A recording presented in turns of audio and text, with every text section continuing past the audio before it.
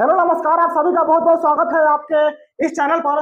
दोस्तों, आज हम लोग ना जलेबी खाने वाले हैं। मतलब कि आज हम लोग जलेबी की राजनीति करने वाले हैं, जलेबी के बारे में समझने वाला है। जलेबी कोई तीसरा ले गया, मतलब एक तरफ कांग्रेस एक तरफ बीजेपी। वो उसको ऑर्डर कर रहा है, वो उसको ऑर्डर कर रहा है। कांग्रेस जलेबी के लेकर, हालांकि जलेबी की पूरे के पूरे हम लोग कहानी को समझेंगे लास्ट में, लेकिन उसके पहले हम लोग यह देखने का प्रयास करेंगे कि कल हरियाणा के जो नतीजे आए, कांग्रेस उस पर क्या बयान आया। कांग्रेस पहले बहुत कॉन्फिडेंस में थी कि भाई साहब हम हरियाणा में तो अपना सरकार बना ही लेंगे, लेकिन जैसे ही मामला कैसे पलट गया इसको भी जानने का प्रयास करेंगे। एक तरफ बीजेपी जीती तो एक तरफ कांग्रेस जीती। मतलब लद्दाख में, मतलब जम्मू कश्मीर में तो कांग्रेस और वहां पर तो बनी गई ना, लेकिन हरियाणा में जो कॉन्फिडेंस थी कि भाई साहब हम यहाँ तो सरकार बना ही लेंगे, इसके बारे में हम जाने करेंगे। लेकिन सबसे पहले आप लोग पानी उनी लेकर बैठिए और हम लोग लास्ट में जलेबी खाएंगे। तो आप लोग तीसरा व्यक्ति बन के बैठे हुए कि जलेबी हम लोग को मिलने वाला है, तो उसके बारे में हम जाने का प्रयास करेंगे। लेकिन सबसे पहले हम लोग पहुंचते हैं लद्दाख हरियाणा की दुनिया में। हरियाणा में जो चुनाव हुआ, कल चुनाव के नतीजे आए। चुनाव में अलग अलग पार्टियां अपने सरकार बनाई। बीजेपी पार्टी कांग्रेस पार्टी इन दोनों के बीच में घमासान हुआ। हरियाणा में सरकार बनी, नयाब सिंह सैनी की सरकार वहां बनाया गया, मुख्यमंत्री के वहां मुख्यमंत्री बने। लेकिन सबसे पहले हम देखते हैं कि कौन कौन जो प्रमुख जो पार्टी थी, प्रमुख जो नेता थे, जो वहां पर चुनाव लड़ रहे थे। तो सबसे पहले अगर बात करें हम लोग, प्रमुख लोग थे जैसे मानते बीजेपी से नयाब सिंह सैनी थे, जो अम्बाला सीट से चुनाव लड़ रहे थे। या कांग्रेस के प्रकाश चौधरी को हराकर वहां का सत्ता पर कब्जा कर लिए। अगर बात करें हम लोग कांग्रेस से, तो कांग्रेस में भूपेंद्र सिंह हुड्डा, ये वही हुड्डा साहब है जिनको जलेबी खिलाने की बात कर रहे थे कि इनको कांग्रेस ने कहा कि भाई साहब जलेबी का प्रचार पूरे इंटरनेशनल लेवल पर होना चाहिए, पूरा अंतर्राष्ट्रीय पर। मतलब कि जलेबी पूरे विदेश में पहुंचना चाहिए, निर्यात होना चाहिए, ताकि इस पर रोजगार बढ़ेगा। देखेंगे इसको लास्ट में, बहुत अच्छा लगेगा आपको। जलेबी तो आप खाते होंगे ना, सबसे प्रसिद्ध मेरा तो फेवरेट वही है जलेबी। भूपेंद्र सिंह हुड्डा कांग्रेस से चुनाव लड़ रहे थे, बीजेपी के नरेंद्र बुडानियों को हराकर वहां के किलोई सीट पर अपना सत्ता पर कब्जा कर लिए। विनेश फोगाट जी, आप लोग जानते हैं इनके बारे में। विनेश फोगाट जी कांग्रेस से चुनाव लड़ रही थी, जुलाना सीट से चुनाव लड़ रही थी, और बीजेपी के अजय सरावत को हराकर और गद्दा सत्ता कब्जा ले वहां जिंदल निर्दलीय से लड़ रहे थे। अगर बात करें हम लोग, तो भाजपा के दो व्यक्ति सुरेंद्र भासोला को और कांग्रेस के राजकुमार सैनी को परास्त करके, हरा करके वहां के सत्ता पर कब्जा कर लेती है। लेकिन कुछ वहां के जो प्रमुख पार्टी है, जो अब चुनाव में जो भाग ली हुई थी, जिसका बात करें हम लोग, जनता पार्टी थी, कांग्रेस थी, आम आदमी पार्टी थी, जननायक जनता पार्टी थी यानी जेजेपी पार्टी थी, और आपको इंडियन नेशनल लोक दल थी। तो इनके बारे में देखिए, आप लोग तो इसमें बहुत सारे उम्र के लोग देखते होंगे, 20 वर्ष के लोग देखते हैं, और वीडियो को तो 65 से 70 वर्ष के लोग देखते हैं, क्यों? राजनीति की मामलों को जानने के लिए। लेकिन हम लोग अभी यूपीएससी के मेन 4-5 दे के आए, तो जो उसमें जो प्रीलिम्स में जो उसके पहले जो अभी जो हम लोग पॉलिटिकल साइंस जो ऑप्शनल था, तो उसमें जो कुछ ऐसा सवाल आ गया था, जो हम लोग जो लेवल के जो पढ़ते हैं ना, इंटरनेशनल लेवल की चीजें पढ़ते हैं, तो हम सोचते हैं कि उस लेवल के लोगों को जानकारी दी जाए, ताकि वह राजनीति के साथ साथ वह उस मामले में जा सके, ताकि समझ सके हम किसी एग्जाम में कुछ सवाल बन सकते हैं। तो प्रीलिम्स में मेरा सवाल यहाँ से एग्जाम बना हुआ था कि कौन सा पार्टी के संस्थापक कौन थे। तो आप लोग यहाँ पर देख सकते हैं, जो भी सवाल बनता है इस पार्टी में, वो आप लोग याद कर सकते हैं। 2025 के प्रीलिम्स आने वाला है, वहां से एग्जाम बन सकता है। भारतीय जनता पार्टी की स्थापना 1980 में होती है, 6 अप्रैल को होती है। इसका फाउंडर देखा जाए तो अटल बिहारी वाजपेयी थे, लाल कृष्ण आडवाणी थे, और भैरव सिंह शेखावत थे। ये कुछ वहां के लोग थे जिसके संस्थापक थे। इंडियन कांग्रेस पार्टी 1885 में इसकी स्थापना होती है। ए वहीम, दादा बंदरराव जी और सुरेंद्र बनर्जी, ये कुछ वहां के इनको फाउंडर थे। आम आदमी पार्टी सब जानते हैं 2012 में स्थापना हुई थी, और इसके जो फाउंडर थे आपको अरविंद केजरीवाल थे। जननायक जनता पार्टी जेजेपी पार्टी, इसके जो संस्थापक, इसकी जो स्थापना हुआ था 2018 में हुआ था, और दुष्यंत चौटोला जी इसके मतलब कि फाउंडर थे। इंडियन नेशनल लोक दल, ये दो पार्टी के बारे में बात करेंगे, बहुत इंपॉर्टेंट पार्टी है, लेकिन इसके बाद भी तो पूरा कुछ मतलब कि तो खत्म हो गई। ठीक है, जो इनके मतलब कि वहाँ के जो पार्टी है, वहाँ के जो लोग है, अधिकांश वहाँ के जो लोग है जाट समुदाय के लोग हैं, अब इनको छोड़कर कांग्रेस की तरफ उन्मुख हो गई है, तो उनके बारे में आगे बात करेंगे। लेकिन जो इसकी स्थापना हुई थी 1996 में हुई थी, और इसको जो फाउंडर थे चौधरी देवीलाल जी थे। तो यस के जो एग्जाम बन सकते सवाल। लेकिन सबसे बड़ी बात कि हम लोग जो देख रहे हैं ना, कौन सा पार्टी 2019 से लेकर 2024 तक कांग्रेस और बीजेपी के समीकरण क्या रहा, कौन कितने कितने वोट शेयर लेकर आगे बढ़ा, कौन कितने कितने सीटों में बढ़ोतरी किया हुआ है। अगर इसको बारे में अगर जान लेते तो बड़ा अच्छा रहता है हम लोगों के लिए, ताकि आप लोगों का काम भी हो जाए और जो पढ़ने वाले स्टूडेंट है, जो हमारे भाई बहन है, उनको भी काम कर जाए। अगर बात करें हम लोग, अगर बात करें, बात क्या करना है हम लोग को आपको बता देते हैं आपको लोगों। 2019 में बीजेपी भाई साहब 40 सीटें जीती हुई थी, बस हरियाणा की बात कर रहे हैं हम, क्योंकि हम सभी जानते हैं कि हरियाणा में 90 विधानसभा की सीटें है, 46 आपको जीतने के लिए चाहिए, 46 जीतने के लिए चाहिए। तो 2040 में 2040 सॉरी 2019 में बीजेपी 40 सीटें जीती हुई थी, अब उसमें 8 सीटों की बढ़ोतरी हुई है, मतलब कि 48 वोट शेयर अगर देखा जाए पहले से, तो वोट शेयर 36.5% है, लेकिन अभी इसकी बढ़ोतरी कुछ हो गई है 39.9%। अब वोट शेयर क्या होता है, मतलब इसके बाद टोटल कितना वोट डाला गया और एक उम्मीदवार को कितना वोट मिला, दैट इज और फिर गुना 100 करेगा तो जो परसेंटेज निकलता है वही आपको वोट शेयर निकलता है। बीजेपी यहाँ पर लगातार तीसरी बार जीत हासिल की हुई है, लेकिन जीत का कारण क्या था?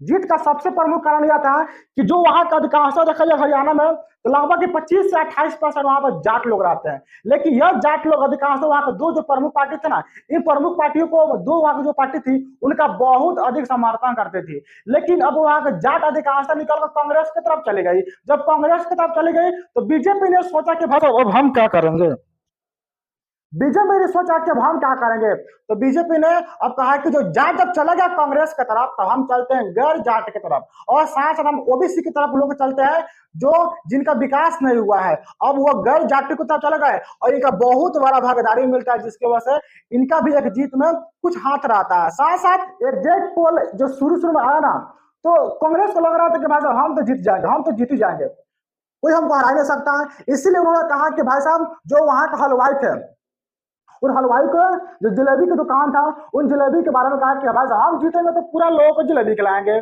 पक्ष को भी पक्ष को, और साथ साथ जलेबी का निर्यात पूरा देश विदेश में होगा ताकि युवाओं को रोजगार मिलेगा। और साथ साथ ये सबसे बड़ी बात यह है जब जैसे रुझान बदला, कांग्रेस नीचे बीजेपी ऊपर, मामला बदल गया।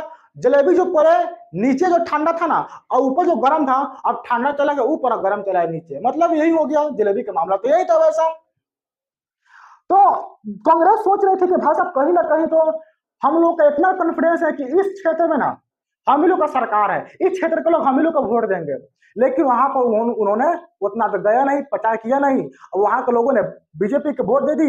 इसको बोलते हैं एंटी इनकम्बेंसी बोलते हैं, और इन्हीं की वजह से जीत हासिल करते हैं। कांग्रेस के बारे में देख लेते हैं। कांग्रेस का वोट शेयर देखा 11% रहता है, जो बढ़कर 39.1% हो जाता है। सीटें जो 2019 में 31 सीटें जीती हुई थी, अब 37 आती है। जीतने का कारण यह है कि किसानों फोकस करते हैं, जो पहलवान है हरियाणा में उन पर अधिकांशता फोकस करते हैं, ग्रामीण क्षेत्रों में अधिकांशता फोकस करते हैं, शहरी इलाकों में इनके कमजोर प्रदर्शन रहता है, क्योंकि वहां बीजेपी के पहले ही वहां पर कब्जा था। पार्टी है वहां की जो क्षेत्रीय दो पार्टी है, एक पार्टी का नाम है INLD और दूसरी पार्टी का नाम है JJP। ये दोनों पार्टी यहाँ पर अधिकांशतः पहले जाट लोगों का अधिकांशतः समर्थन था, लेकिन जाटों ने कहा कि भाई आप लोग अच्छे काम नहीं करते, इसलिए आप लोग हम बात बोलते हैं टाटे भाई भाई जाओ वैसे अपना घर रहो। इनका वोट 7% होता है, क्योंकि यहाँ पर जाटों का प्रभाव कम था और यही जाट कांग्रेस को चले गए और कांग्रेस को एक अप्रत्यक्ष जाटों के माध्यम से जीत हासिल होती है। अब हम लोग ना जलेबी की राजनीति में चलते हैं, मतलब जलेबी आप लोग को खाने का टाइम आ गया भाई साहब, मतलब कि राहुल गांधी पहुंचते हैं गुहाना नामक क्षेत्र में। जब गुहाना नामक क्षेत्र पहुंचते हैं तो वहां के एक हलवाई को देखते हैं, मतलब कि जब प्रचार कर रहे थे ना, तो उसी प्रचार के दौरान कैंपेन के दौरान एक हलवाई को देखे, मतलब कि जलेबी की दुकान के बेचारा मांटू राम हलवाई थे उनका नाम। मांटू राम हलवाई को भारत के अंदर नहीं, केवल हरियाणा के अंदर नहीं, केवल गुहाना क्षेत्र में नहीं, विदेश तक पहुंचना चाहिए, इनकी विदेश तक पहुंचना चाहिए, ताकि इनकी जलेबी का प्रचार देश ही नहीं विदेश तक, इंटरनेशनल लेवल तक होना चाहिए, और इसके लिए फैक्ट्री में जानी चाहिए, और साथ साथ जिससे युवाओं को रोजगार मिलेगा। और हालांकि सबसे बड़ा बात यहाँ पे यह है कि हम सभी जानते हैं कि भाई साहब कोई भी जब लोग जीतते हैं, अपने उत्सव को मनाते हैं तो लड्डू बांटते हैं, लेकिन यहाँ पर तो भाई साहब जलेबी बांटा जा रहा था। कटाक्ष पर राहुल गांधी के घर जलेबी का मजाक उड़ाया गया कि जब हार गए, इनको लग रहा था कि एग्जिट पोल जैसे आएगा, एग्जिट पोल सही बता रहा है, अब हम लोग जलेबी को बांटेंगे, खाएंगे, खिलाएंगे। 1 किलो जलेबी लेकर अपने बहन के लिए गए हुए थे, लेकिन मामला पलट गया। अब बीजेपी कह रही है कि भाई साहब हम आप लोगों को अब जलेबी भेजते हैं बढ़िया से। अब वही बीजेपी सभी लोगों को जलेबी खिला रही है, क्यों? क्योंकि राहुल गांधी कहते, हालांकि मोदी जी वहां पर गए तो वहां भी जलेबी की बात कही हुए थे, हालांकि इनके बयान में कहा हरियाणा चुनाव के शुरुआती रुझानों में कांग्रेस के बढ़त मिलती देखी, जहां गुहाना की एक रैली में राहुल गांधी ने माटूराम हलवाई की जलेबी का जिक्र करते हुए विरोध और हंगामे को रोजगार से जोड़कर टिप्पणी की थी कि भाई साहब आप लोग जलेबी की दुकान खोलिए। और भाई साहब जो अब मोदी जी कभी कहते हैं कि दुकान पे रोजगार मिलेगा, तो कम से कम ये भी तो भाई साहब कह सकते हैं जलेबी की दुकान खोलिए आपको रोजगार मिला, तो कहने में क्या दिक्कत है? तो यह राजनीति है, वो उसके बारे में बोलेंगे, वो उसके बारे में, ठीक है। इसके जवाब में बीजेपी ने कांग्रेस नेता दीपेंद्र माली के जलेबी का टास्क पर राहुल गांधी के घर जलेबी का मजाक उड़ाएगा। जैसे जैसे नतीजे बीजेपी के पक्ष में गए, जलेबी हरियाणा की राजनीति का प्रतीक बन गई और दोनों पार्टियों ने इसे प्रचार और प्रकाश के हिसाब के आप लोग जाकर मेला में से आप तो दशहरा हो गया, शॉपिंग हो गया, अब कल से आप लोग मेला देख लिए भाई साहब। लेकिन अब थोड़ा सा ना मैं आप लोग को अब जम्मू कश्मीर को लेकर चलते हैं। हालांकि जम्मू कश्मीर में पर 2 वीडियो पहले ही बनाया जा चुका है, आप लोग यहाँ पर देख सकते हैं, तो आप लोग जाकर उसको दोनों को देखिए कि 370 क्या है, 35 क्या है, जम्मू कश्मीर चुनाव कैसे हुआ, क्या कौन कौन से पार्टी है, उन पार्टियों का स्थापना को, तो वहां भी आप लोग पूरा डिटेल से इतिहास पूरा बताया गया। तो यहाँ पर केवल हम ये देखेंगे कि कौन कौन सा पार्टी चुनाव लड़ी, कांग्रेस की क्या भागीदारी रही, कौन कौन से मित्र गठबंधन का चुनाव वहां पर सरकार बनाने वाला है। जम्मू कश्मीर विधानसभा 2024 में नेशनल कॉन्फ्रेंस पार्टी 42 सीटें जीती, 90 सीटों में से 42 सीटें यही जीत गई और 6 सीटें कांग्रेस जीत गई। इन दोनों को मिलाकर गठबंधन का सरकार बनाया जाएगा, 48 सीटें हो जाती हैं।